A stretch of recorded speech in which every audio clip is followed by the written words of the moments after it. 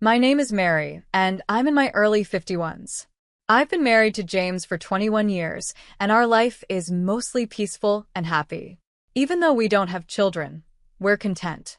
James is 3 years older than me, and he works at a regular company. He hasn't really changed much over the years, but because I only work part-time, we have a little extra money to spend on nice things. Our marriage has been steady, without any big problems. But then, something small happened that shook up our calm life. It all started when I learned that my father had passed away and I inherited his apartment. After James and I got married, my father moved into a new, modern 3-bedroom apartment. Meanwhile, James and I lived in my childhood home, a 5-bedroom house full of memories. My father had given it to us as a wedding gift, and he was happy for us to start our life there.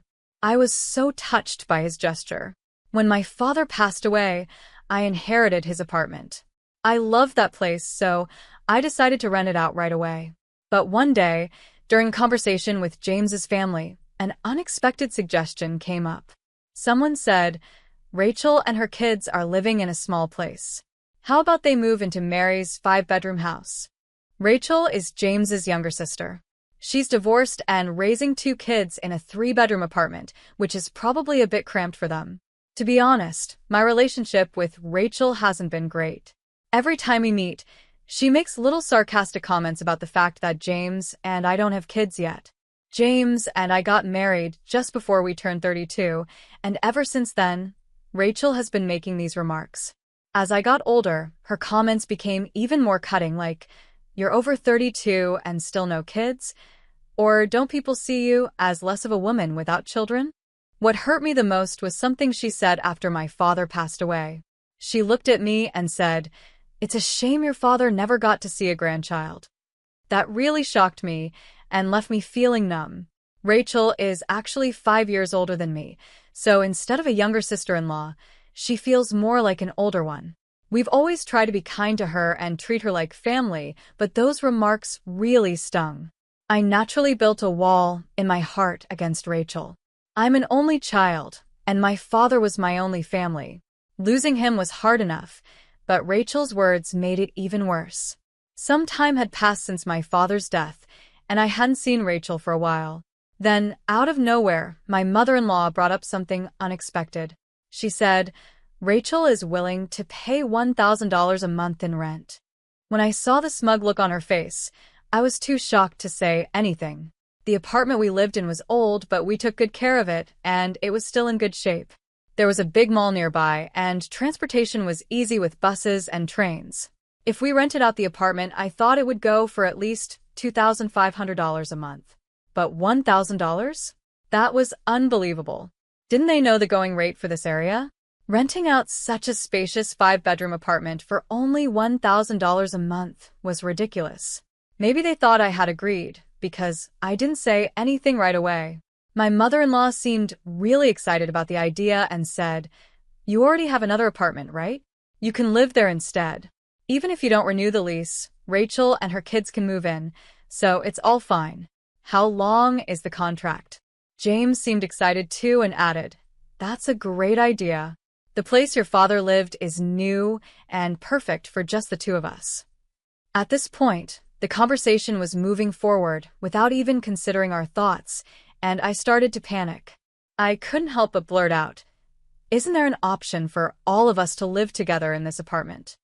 James's parents had a big house, and they were the only ones living there. They even had rooms for both James and Rachel, so I thought it would be fine if they all moved in. After all, they said they wanted a bigger place. Normally, before making decisions like this, you talk with the family. But moving in with James's parents would mean Rachel's kids would have to change schools, and they seemed worried about the cost and hassle of getting new school uniforms and gym clothes. I didn't want to directly say I didn't want to rent the apartment to Rachel in front of my mother-in-law, but I said, "This is my hometown. I can't just leave so easily." I left their house, but my mother-in-law said, "You don't have to decide right away," which made me feel like she wasn't giving up. When I got home, I asked James, "This apartment is special to us. Why are you so quick to decide to leave?" He seemed surprised and said, "Well, it's not a single-family home. I was shocked by his answer. Maybe because he grew up in a house, an apartment didn't feel like a real home to him. But I wished he could at least understand my feelings and apologize. Instead, I felt upset. I raised my voice and said, "This is my home, my apartment. Why are you making decisions without asking me?" James looked upset and replied, "We've been married for 21 years. Why are you saying my apartment? It's our apartment." I could hear the frustration in his voice. I wished he could understand how much this apartment meant to me as my special home. If he had hesitated about renting it to his sister, I might not have felt so hurt by his words. But in that moment, I felt deeply hurt. We tried to calmly talk about it many times after that, but it was difficult. James didn't seem to understand my feelings at all. He started calling me things like money-minded, stubborn, and selfish. As time went on, the distance between us stayed the same. During this period, I kept getting messages from my mother-in-law asking if we had made any progress on moving. The pressure from both my mother-in-law and James, who didn't seem to understand my perspective, wore me down. I felt like I was nearing my breaking point. Then one day, I was shocked to receive an email from Rachel. She wrote, "Why are you two, without kids, holding on to such a big space? You don't need it. Just move out." I hadn't heard from Rachel since we started talking about the apartment, and now here she was, telling me to leave. I never imagined she would send such a blunt message. Reading her email, I reflected on everything I had been through and felt a wave of self-doubt. The idea of divorce crossed my mind several times. Each time, I tried to calm myself, but I was reaching my limit. I decided to visit the local government office to start the process for a divorce. I also reached out to a specific place to understand the next steps. A few days later, with a clearer mindset, I went to the court. After checking, I found out that both the apartment we lived in and the one I was renting out were in my name. It was legally mine. Confirming this gave me the strength to confront my situation with James. I thought about what I needed to do next and decided we needed to talk seriously. I told James, "I've said this many times, this is my house. I can't stand the idea of renting it to Rachel. I don't want to give my home to someone who treats me poorly. Please talk to your mother and Rachel about this." James's face darkened like he was tired of the conversation. I had already told him about all the hurtful things Rachel had said to me and how much I disliked her behavior. I wanted him to understand my feelings, but instead, he sided with Rachel, saying, "Rachel is right." It was then that I realized how things had truly changed. I could have gone through with a divorce at that moment, ending the pain I was feeling. But I couldn't bring myself to end a 21-year relationship so quickly. Deep down, I was ready for divorce if James rejected what I had to say. Still, I thought to myself, maybe I'm being too sensitive about Rachel. Maybe she isn't being as condescending as I think, and I'm just exaggerating things. James didn't get it, though. He said, "I really don't understand why you feel this way." His words hurt. Was I the only one feeling like this? I asked him, "If that's how you feel, will you sign this?" And I handed him the divorce papers. James looked shocked but quickly replied, "Do you really want to end our relationship over something so small?" He didn't understand that it wasn't a small issue to me. "I'm serious," I said, looking him in the eyes. "I care about Rachel too, but lately, things between us have changed. I don't feel the same love anymore, so I'm leaving." My heart ached when I saw how casual James was about it, smiling like it wasn't a big deal. It made me feel like he didn't understand how deeply this was affecting me, and I felt tears start to well up. I just wanted him to leave sooner rather than later.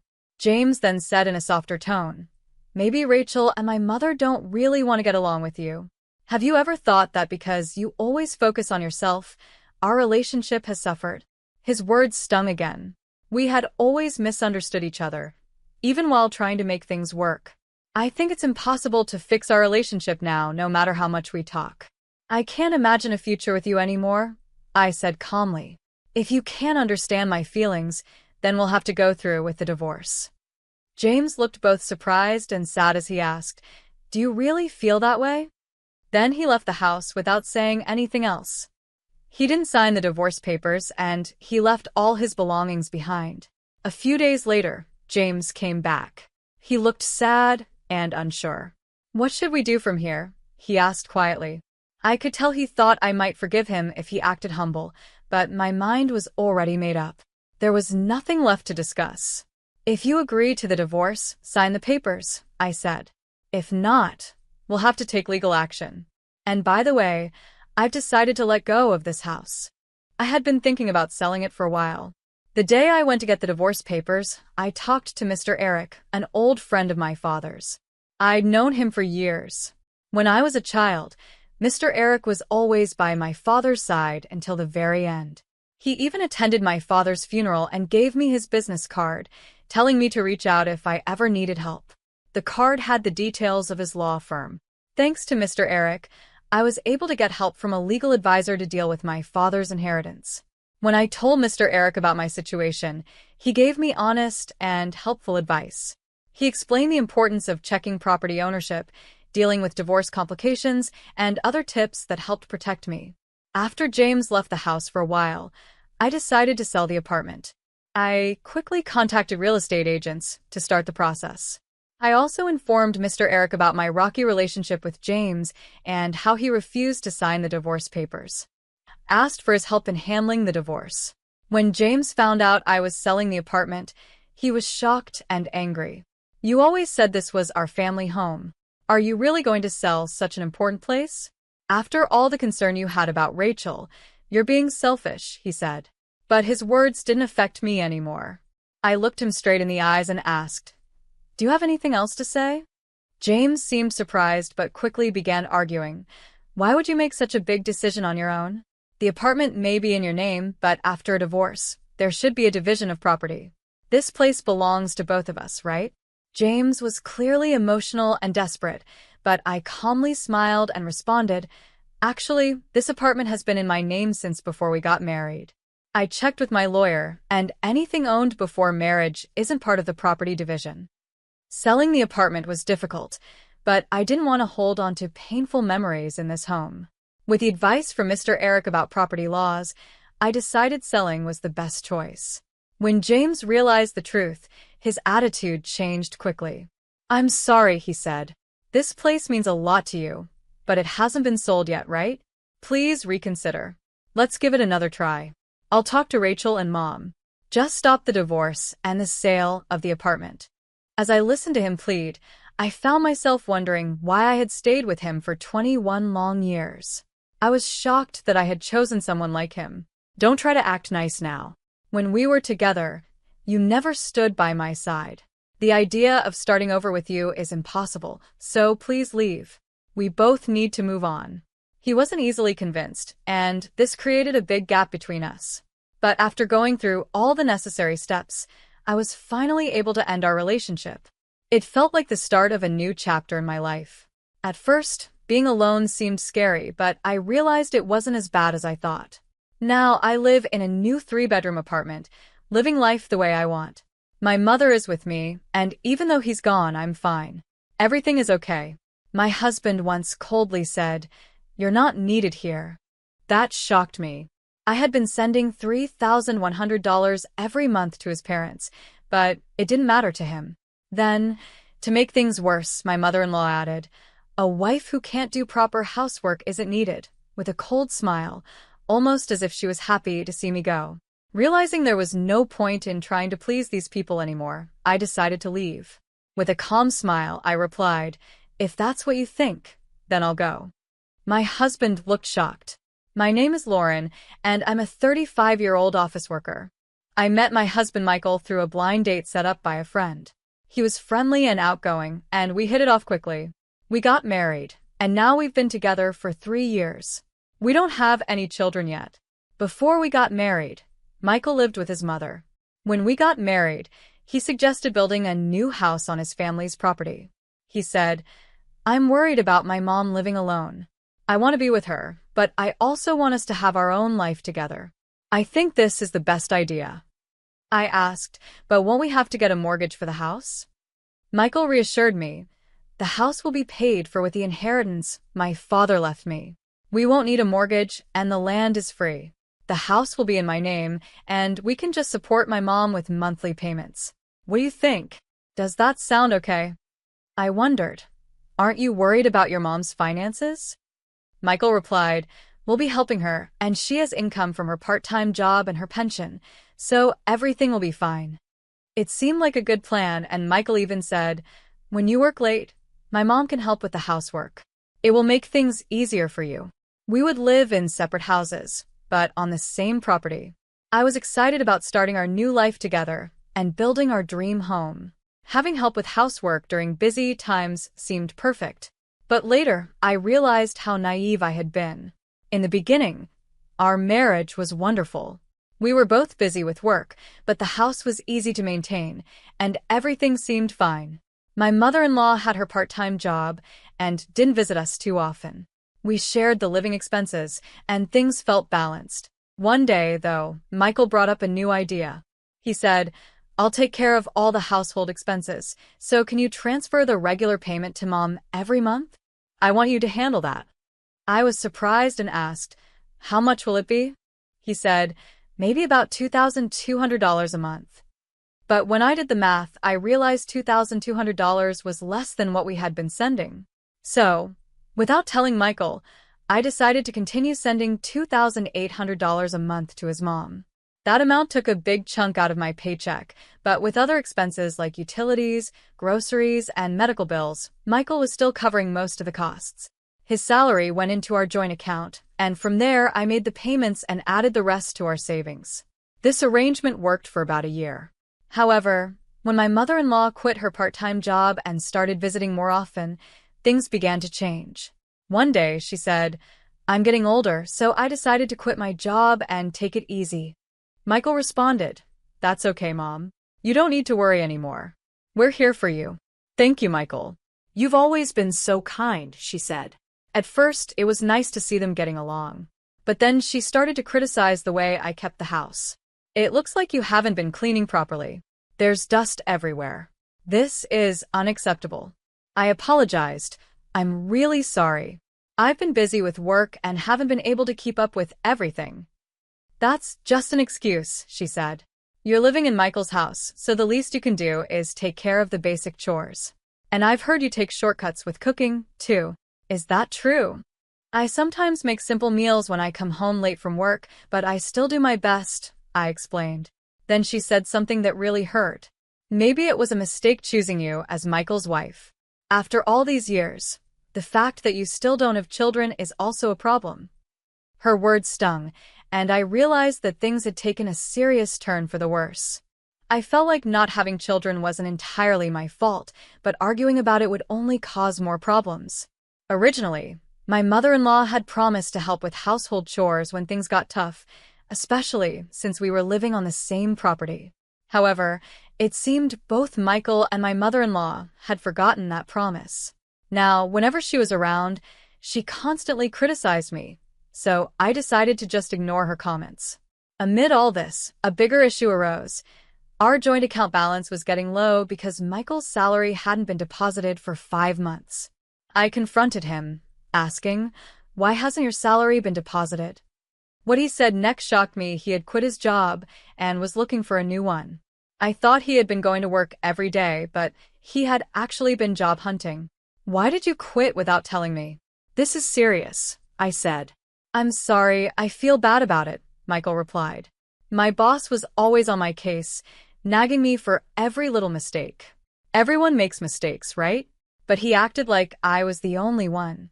Michael explained that a mistake he made caused the company a big loss, and while most bosses would give a warning, his didn't. I understood that his work environment was tough, but since he had already quit, we needed to figure out what to do next. Have you found any new job prospects? I asked. The problem is, I can't find a job that matches my skills, he said. At this point, shouldn't you just take a job, even if it's not ideal? We can't afford to be too picky right now, I suggested. But Michael insisted, no, I want to choose carefully for my next job, where I plan to stay until retirement. What about our finances? I asked. Well, you're working too, so you can help support us for a while, right? He replied, as if it were no big deal.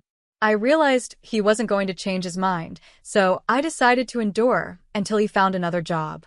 But with our income so low, after sending money to my in-laws, there was barely anything left. We had to dip into our savings, which were almost gone. To make up for this, I decided to work more hours to increase my income. Luckily, my workplace valued me, and they agreed to let me work overtime. However, when I returned home late, my mother-in-law would often be waiting for me, ready to criticize. I couldn't help but wonder, how did it come to this? I can't believe a daughter-in-law doesn't do any housework, my mother-in-law said angrily. I'm sorry, it's because of work, I tried to explain. Making excuses, going out to play, and then asking Michael for more money? I need money for living expenses and the remittances. My salary alone isn't enough, I said. Hearing this, my mother-in-law got even angrier. Complaining about just $2,800? You live in Michael's house for free and don't even do any chores. Unbelievable. It was shocking to me that she thought $2,800 was nothing. I worked hard to earn that money. It seemed like she took the monthly payments for granted and didn't appreciate their value. She added, because you don't do the housework, I have to, or Michael suffers. It's hard dealing with such an incompetent daughter-in-law. Even though she acted like she did all the work, my mother-in-law often bought ready-made meals from the store and only did laundry for herself and Michael. The kitchen was always left messy, with dirty dishes everywhere. Michael and my mother-in-law always had their meals prepared, but not for me. I was usually told to eat whatever was left over. Michael would just relax in front of the TV while I dealt with my mother-in-law's harsh words. Over time, my feelings for my husband started to fade. His job search wasn't going well, and he was too proud to apply to anything less than top companies. A year had passed, and he still hadn't found a job. He just spent his days doing nothing. Hey, if this keeps up, we're going to run out of savings. Can't you get a part-time job to help with the bills? I asked him. Michael glared at me and said sharply, why should I get a part-time job? This house isn't even in your name, it's mine. You're just living here and can't even take care of me properly, so of course you have to pay the bills. I felt the future was looking bleak. I was paying for everything, our living expenses and the remittances to his mother, but there was a limit to how much I could earn. Remittances? It's just $2,800. Stop nagging me. If you don't like it, leave my house, he said angrily, hitting the table before walking out of the room. Michael dismissed the amount I worked hard to earn, calling it just $2,800. Our relationship had never been more strained. Then, unexpectedly, some good news came. Michael had a chance to get a job at a company run by his mother's friend. While the salary wasn't as high as his old job, I was just thankful he would be working again. The trial period was set for 5 months. Michael grumbled, I don't think this company is the right fit for my skills, but it's hard to say no since my mom introduced me. As long as you're willing to work, that's what matters. Do your best and aim for full employment, I replied. I never imagined that Michael's new job would cause more problems. At first, he left for work every morning with energy, but after a month, things changed. He started coming home late, and sometimes he didn't come home at all. His jacket smelled like a woman's perfume that I didn't recognize.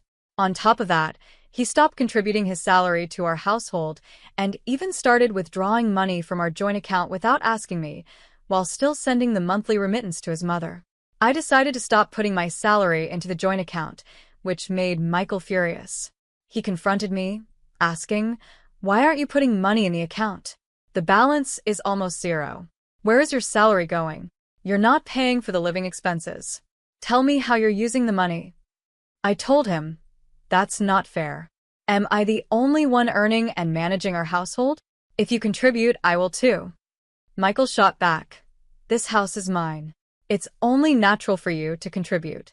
I was shocked by how he expected me to use my earnings for his spending, pay the remittances to his mother, and cover all the household costs. I also started to suspect he was having an affair, though I didn't have proof yet. I decided to investigate. Since I couldn't afford to hire a private investigator, I had to do it myself. One night, while Michael was asleep, I used his fingerprint to unlock his phone. I found messages with a woman named Julie, and the content was shocking.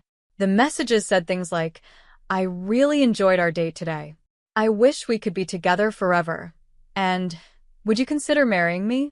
I'll get rid of my wife. Wait for me, can't wait to start our life in a new home. I took screenshots and saved the messages to my phone. I then decided to find out who Julie was. But before I could act on it, I came home from work one day to find bags piled up at the entrance. What's all this? I asked. Michael replied coldly, I've decided to live with my mom instead of you, since you don't do the housework. You made this decision without talking to me? This is my house too. You can't just make decisions like this, I said. He responded, You have no right to complain. Since I'm paying for the remittances and living expenses, I can decide what happens here. It's better with my mom around, so you should leave. To make matters worse, my mother-in-law also chimed in, saying, A wife who doesn't do housework is useless, smiling like she was happy to see me go. At that moment, I realized it was pointless to keep trying with these people. I made my decision in that moment. First, please sign this, I said, pulling out the divorce papers I had prepared from my bag and handing them to Michael. Confused, he asked, When did you prepare this? The day you told me to leave the house. I got them right after you said that, I replied calmly. Michael was surprised, but eventually he agreed and signed the papers. I signed them as well and said, I'll submit these to the city office. I'll arrange for a moving company to get my things out as soon as I find a new place. I want you out as soon as possible. My mother-in-law yelled at me, but I ignored her. I packed the essentials into a bag and headed to my parents' house. They were surprised by my sudden arrival, but they welcomed me with open arms, understanding that something was wrong. The next day, I took some time off from work and began to take action. First, I submitted the divorce papers to the city office. Then, I started looking for a lawyer to help with the divorce process and any compensation I could claim. I also began searching for a new place to live.